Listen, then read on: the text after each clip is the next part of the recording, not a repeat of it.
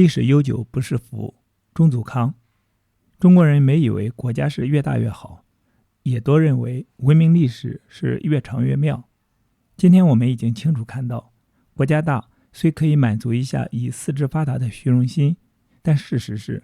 國家小每每更合於管理，人民也通常更富裕、更自由。至於文明歷史是否越長越好呢？細看人類歷史的演化，文明歷史長，其實也很容易變成無法逆轉的負累。放目當今之世，在過去近萬年間燦爛過的古文明中，其實就只有古希臘文明借基督教文明得以浴火重生而成大業，成為現代文明之師。其他的所謂古文明，要麼是灰飛煙滅，要麼就像中東文明或中國文明那樣苟延殘喘，或仍在迷戀着蜥蜴的殘夢。今天中國人都愛逃難到希臘文明底下的基督教民主自由國家，而不是儒家思想的新加坡或社會主義的北韓。伊斯蘭世界的難民也幾乎非基督教民主國家不去，而不是投靠安理最適合他們的伊斯蘭鄰邦。開發越早越容易犯錯。為什麼文化或文明發展的早不一定有利呢？最根本的原因就是人類在現代科學來臨之前，大都只是在愚昧无知的黑暗世界之中求索，就如神农氏嘗百草，一日而遇70毒的那樣，死是應該，不死只是意外。得以幸存也是五勞七傷，即使地大物博，也只會暴殄天物，拖出個5000年吃人文明來。一個文明或一個國家發展的越早，活動越頻繁，犯錯的機會就越大。近6000年前，位於伊拉克的蘇美爾人就發明書寫文字，但今天伊拉克的识字率比中國還低，只有50%多左右。美國之所以能在200年間就稱霸全球，原因之一就是立國夠遲，有機會避開了前人所犯的許多致命錯誤。又如從澳洲、加拿大等年輕國家的成功可見，國家要興盛，並不一定時刻要有幾千年的博大精深的文化做後盾的。只要能理性善用前人的經驗、科学知識，並讓人的潛力在自由的環境下奔馳，國富民強也是有捷徑可循的。而且也如中東文明和中國文明那樣，太古老、太博大精深，就很容易积習難返，以致比任何其他年輕國家都更難適應現代文明。由於在原始條件下，炎熱气候較寒冷气候容易克服，早期的人類文明多先出現於熱帶或亞熱带地区。事實上，基因研究已經非常清楚顯示，现代人類就是在過去10萬年間從非洲走出來，散居到世界各地。他們習慣了熱帶的氣候，自然也會先選擇較暖和的地區定居。中東文明的肥沃新月地帶，古印度文明的恒河流域，古希臘文明的愛琴海，中國文明的黃土高原，都清一色是熱带、亞熱帶或氣候溫和之地。所有這些地帶不像非洲那麼熱，也沒有高緯度地區那麼冷，而且土地肥沃，出民不用太刻苦就可以生存下來。但這些有利條件也正隱藏着大災大難，甚至是亡國滅種之禍。溫熱帶容易繁殖失控，首先生存環境容易刺激繁殖，對於節育出民既無動機也沒有所需的技術，一切率性而為。所以這些生存環境得天獨厚的古文明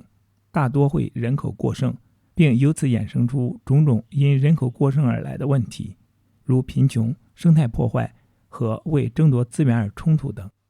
其次，自然環境若易於利用，對科學一无所知的出民就不會進行生態保育，每每做出古人說的焚林而田，明年無獸；竭澤而漁，明年無魚的事情來。中東的新月沃地和中國的黄土高原，如陝西、山西一帶，從原來綠洲沃土的文明搖籃，變成今天的山窮水盡、寸草不生，進而演變為越窮越耕、越耕越窮的惡性循環。一大原因就是天然資源垂手可得，太容易濫用而被採盡。這一點我在這2年多來挪威等寒帶地區的遊歷中殊有領會。為什麼挪威的環境保育做得那麼好，從而譽冠全球呢？我發現原來這裡全國都是石頭或大石山，全國可耕地只有 3%， 民眾多從事較適合當地地勢而利於環境保育的畜牧，並同時大量使用石頭而不是消耗林木的磚頭進行建築。挪威幾乎所有耕地都被一道一道用石頭堆成的石牆隔開，後來我才知道，這些從幾公斤到近100斤重的石頭是前人赤手從田裡一塊一塊撿回來的，仿佛造物主為了防止愚昧的出民濫用資源，還要在數量極少的平地上天女散花地撒滿大石頭，另加每年1半时間冰封時的強迫性休耕，要破壞這裡僅有的土壤的確不容易。資源所限，要像儒家那樣多子多孫也很難。現在挪威絕大部分原本光禿禿的大石山，在飛鳥等生態使者的協助下，慢慢長出青苔，並累積為植被，再長出漫山大樹來。這個從岩石進化為森林的過程，跟中國的從森林退化為沙漠，豈不是剛剛相反？我有一位英國朋友，曾踏單車連續遊歷世界8年，他見多識廣，特別是對位於熱帶的國家。我們曾多次探討過一個課題，就是為什麼寒帶的文明發展一般優於熱帶。除了以上的原因之外，他說在熱带國家，天氣太熱令人難以思考，資源太盛也令人無需思考。當然，這只在生態還沒有被破壞之前。那些氣溫動輒達40攝氏度、50度的地方，除非人人都在冷氣間從事戶內工作，否則本來就是不宜人居。人都曬成木頭人了，還怎麼可以思考呢？但這些火爐一樣的地方，卻反而大都人口過剩。要打破像澳洲、香港、夏威夷之類亞熱帶環境造成的妨礙思考的內部惡性文化循環，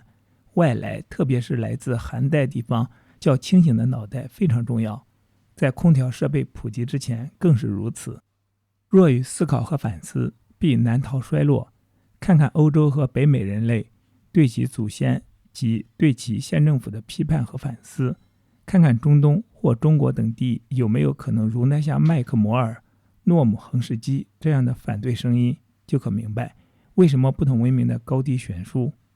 北歐维京人要不是在那冰天雪地，恐怕就不能夠活動了幾千年，仍然能夠綿延至今，並取希臘文明之長大放異彩了。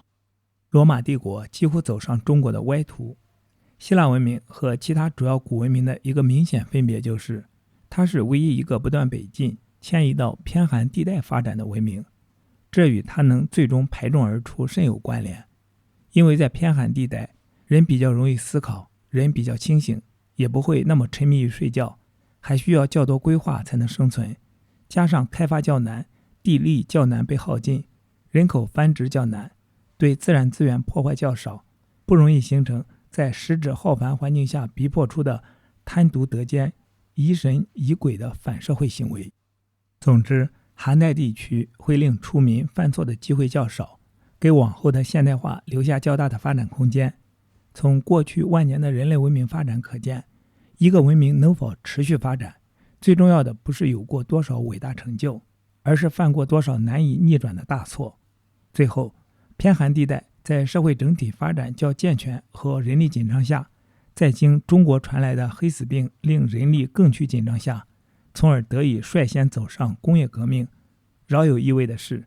工業革命也只是發生於寒帶的英国和荷蘭，而不是炎熱的西班牙和葡萄牙。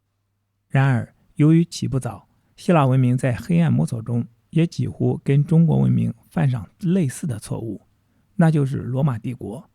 跟中國一樣，羅馬帝國也是奉行擴張主義，好大喜功，四處討伐，對領土貪得無厭，也是極不寬容，迫害宗教，也是窮奢極侈，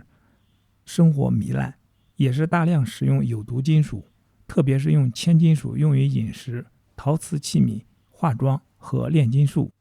羅馬帝國最後因多次瘟疫和上层社會大概因铅中毒而造成大量死胎、流產和不育，以致人口锐減，而統治階層的智力也相信因铅中毒而日衰。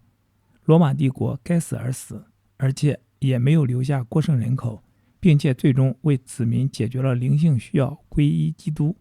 這為歐洲往後2000年的反復向上發展並迎接現代文明奠下重要基礎。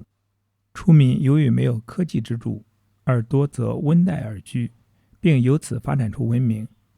但也多同時被溫熱帶的有利因素所迷，不知節制而走向衰敗或死亡。說起來是頗為弔詭的。今天許多學者對古文明隕落的研究顯示，初民對自然生態的破壞，特別是伐林，是文明衰落的重要原因。這一點，戴蒙德教授在其崩潰、社會如何選擇成敗之途等作品中已有詳盡論述，原載於2006年1月開放雜誌。